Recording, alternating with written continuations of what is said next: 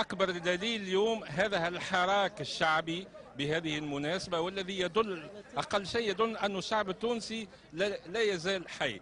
أعود يعني إلى القضية أو النقطة التي نسميها مفتعلة. ما جاء في مداولات ومناقشات إحدى اللجان بالمجلس الوطني التأسيسي هو مجرد اقتراحات لثلاث بنود 21 22 و28، وهذه البنود لا تزال في مخاض النقاش، لم يقع بعد الوفاق عليها حتى تمر إلى الإقرار ثم إلى المناقشة في جلسة عامة ثم رفضها أو عدم رفضها.